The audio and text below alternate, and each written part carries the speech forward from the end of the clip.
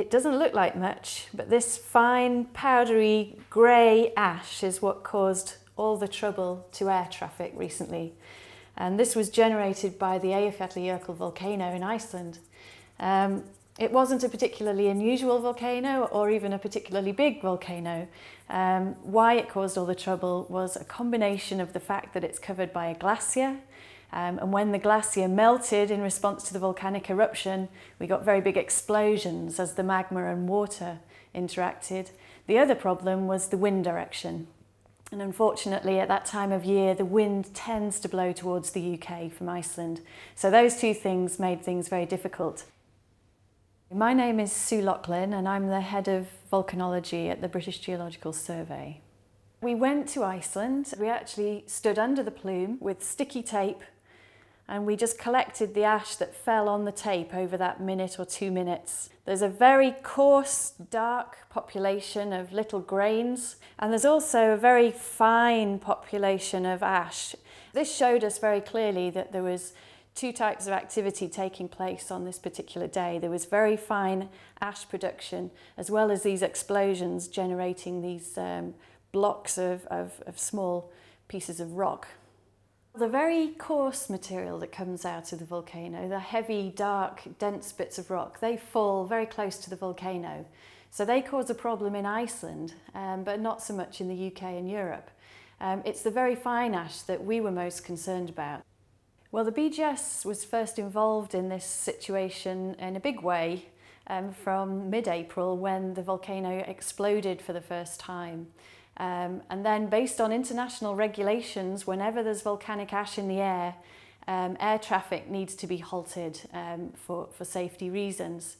And it was at that point that we were first brought in to advise the government about this particular volcano and about what could happen next, basically, what were the future scenarios that were possible. The key to knowing what volcanoes are likely to do next is the past. Frequency of eruptions, sizes of eruptions, style of eruption. And when you have this good, thorough history in place, then it puts you in a better position to say what might happen next. In this particular case, the historical record in Iceland is actually very, very good. As you know, from Iceland, there's the sagas and all sorts of things. So there's a very strong written record going back hundreds of years. And that put us in a good position really straight away to start addressing scenarios and probabilities of future eruptions. And all of this now is leading to more work. We need to know more about this volcano and other volcanoes in Iceland which might erupt. There's always more that can be done. It's very surprising how many volcanoes worldwide are very poorly known in terms of their geological history and also very poorly monitored. In Iceland, fortunately, the Iceland Met Office and the University of Iceland have an absolutely state-of-the-art monitoring network. But nevertheless, things can always be improved a little bit. So we're hoping to help there by supplying a little bit of extra equipment.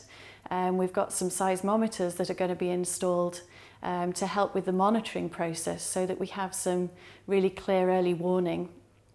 As I said, Iceland is already doing an excellent job in monitoring its volcanoes, so this is a case of just helping because obviously the impacts on the UK, we need to be aware as early as possible when something might happen at another volcano. We're also doing a lot more work on just looking at historical records of particular volcanoes. So for example, Katla, which is a well-known large volcano next to Eyjafjallajökull. So finding as much information about that as we can with Icelandic colleagues and seeing what the implications of future activity might be there. A lot of other work is being done across the UK and even Europe and the United States into the behaviour of volcanic plumes. So that's the dust once it's reached the atmosphere. How does it fragment? How does it turn into this fine dust? Where does the dust go? What levels of the atmosphere does it reach? How does it behave once it's being transported by the wind? And how far does it go? So all of these processes and mechanisms of transport are also being the subject of much more detailed scientific research. The modelling of dispersion of this material, that's also of course being looked at very carefully by the UK Met Office and others. So there's a very great deal of work, of research being done, not just in the UK, not just in Iceland, but worldwide on this problem. The BGS have been involved in volcanic research for a very long time. We've been involved in mapping projects, in particular in Africa. So there was a Kenya project many years ago that lots of people here were initially involved in. We were then involved in monitoring the Soufriere Hills volcano in Montserrat for many years. From about 1996 to 2008, we had responsibility for running the volcano observatory.